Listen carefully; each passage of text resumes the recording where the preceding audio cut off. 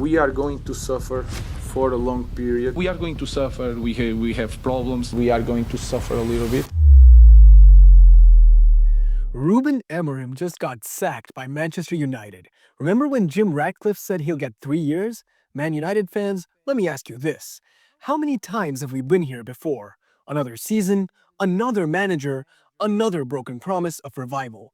Is there anyone out there who can save this sinking ship? Well, there's no guarantee after the years of decline and a disastrous stint under Ruben Amorim. But there might be a guy who can take them out of the wilderness and back to the very top. His name, Oliver Glasner. And trust me, if you want a manager who blends discipline, silverware, and tactical brilliance, he could be the right one. Before we dive into why Glasner might just be the right man at the right time, make sure you hit that like button, subscribe if you're new, and ring the notification bell so you never miss a deep dive like this one. Let's rewind a little, because to understand why Glasner is the solution, you need to see the full extent of the problem. Ruben Amorim's tenure at Manchester United hasn't just been disappointing, it's been catastrophic. The 2024-25 season ended in a complete collapse. United recorded their worst points tally, their lowest league finish, and their lowest goal count since being relegated more than half a century ago. 15th place in the Premier League. 15th! For Manchester United, that's not just failure, that's humiliation. And it wasn't just the league. Cup competitions brought their own disasters. United somehow managed to lose a Europa League final to Tottenham, a team that had finished below them in the table and hadn't won a single trophy in 17 years. Imagine the global embarrassment. Now, you might think, surely the club wouldn't let Amorim carry on after that kind of collapse, right? Wrong. He was given another chance, a full preseason, a 200 million war chest, new signings in attack, Mateus Cunha, Brian Mbeumo, and Benjamin Sesko, a trio that had scored a combined total of nearly 50 goals between them the season before. On paper, this should have fixed United's long-running scoring issues. Well, maybe it did, but it also created new problems. United have scored 34 league goals so far this season, the third most goals in the league. But they've also conceded 34, more than any other team in the top 15. The idea that Amorim just needed more time or the right players seems to have fallen apart, and the cherry on top, the loss to League Two team Grimsby Town in the League Cup. So what went wrong? Amorim was obsessed with his 3-4-2-1 system. Obsessed. No matter how bad results got, no matter how often it failed, he refused to change. Fans began to describe the football as boring, predictable, lifeless. It wasn't the formation itself that was the issue. Plenty of great managers use it successfully. It was Amorim's refusal to adapt it to the Premier League, to the squad, and to reality itself. And when questioned, his response summed up his stubbornness perfectly. When I want to change my philosophy, I will change. If not, you have to change the man. Translation: I'm not budging. Results be damned. Even his honesty became a weakness. He admitted his team might be the worst Manchester United side in history.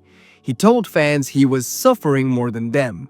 On the surface, that sounds refreshingly candid. But here's the thing.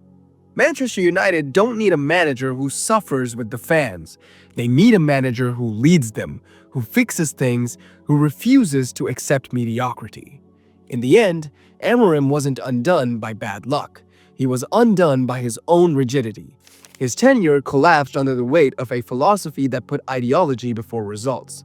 And that is why his exit feels inevitable. So, who's the man to pick up the pieces? Stepping forward is Oliver Glasner. Glasner's story is one of consistent overperformance. At every single club that he's managed, he's not just met expectations, he's smashed them.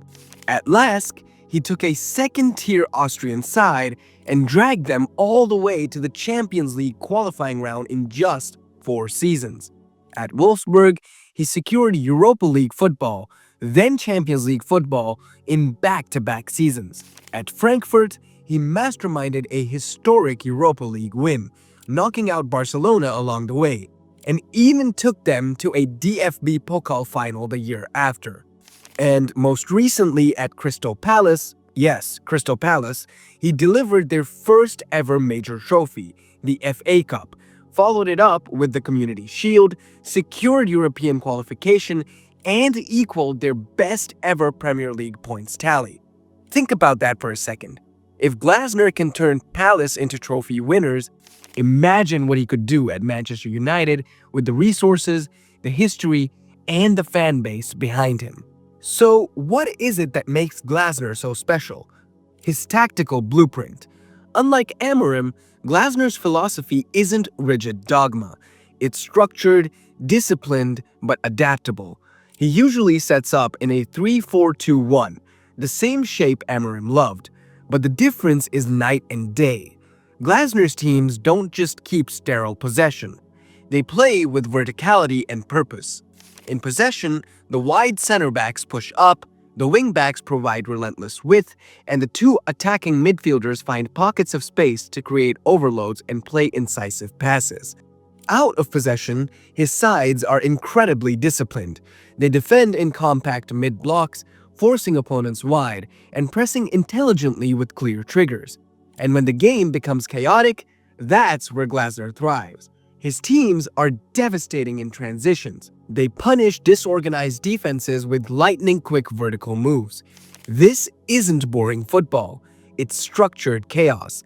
It's purposeful verticality, and it works. Just ask Barcelona or the Premier League clubs that he's already outsmarted. But tactics are only half of the story. Glasner's man management might be his biggest strength. He demands discipline, yes. He's not afraid to call out players when they fail to do their jobs, but crucially, he balances that by taking accountability himself. After criticizing a young player at Palace, he immediately said, "I will always start with what I did wrong to put him in this situation." That balance, tough love, but also shared responsibility, creates a culture where players want to fight for him, not fear him. And the results are clear. He turned Jean-Philippe Mateta into a goal machine. He also unlocked the creativity of Eberechi Eze. He transformed Adam Wharton into a midfield orchestrator. This isn't just luck, it's elite coaching, and it's exactly what a fractured Manchester United dressing room needs. And here's the beauty of it. Glasner wouldn't have to tear everything down and start again, because he uses the same base system as Amorim. United already have a squad drilled in the 3-4-2-1. The difference is, Glasner would evolve it into something dynamic and effective instead of lifeless and predictable. Think about the fit. Lenny Yoro and De Ligt as aggressive, mobile center backs stepping into the midfield. Patrick Dorgu and Diogo Dalot bombing forward as high-energy wingbacks. Kobbie Mainoo as the progressive midfielder alongside Casemiro's discipline. Amad Diallo in the Eze role, floating between the lines, threading killer passes. Benjamin Sesko as the Mateta figure, a high work rate striker thriving on cutbacks and quick combinations. This isn't a theory. Glasner has done it before, and the profiles match almost perfectly. It's pretty much plug and play. There's also a bigger picture here. Manchester United under INEOS are desperate to rebuild a culture of professionalism and ambition. Glasner is the embodiment of that. He's a proven winner. He's ambitious. He's demanding. At Palace, he was frustrated by a passive transfer market. At United, with INEOS ready to back the rebuild, that same ambition could become a weapon. He won't accept mediocrity. He won't suffer more than the fans. He'll demand better from the players, from the board, from everyone. Now that is exactly the mentality that this club has been crying out for. So let's bring it all together. Amorim's failing not just because of bad results, but because he refuses to adapt. He clung to his philosophy even as it dragged United down to new lows. Glasner, by contrast, offers everything Amorim lacks: flexibility, discipline, a winning mentality, and a proven record of turning underdogs into champions. He represents not just a tactical solution, but a cultural reset.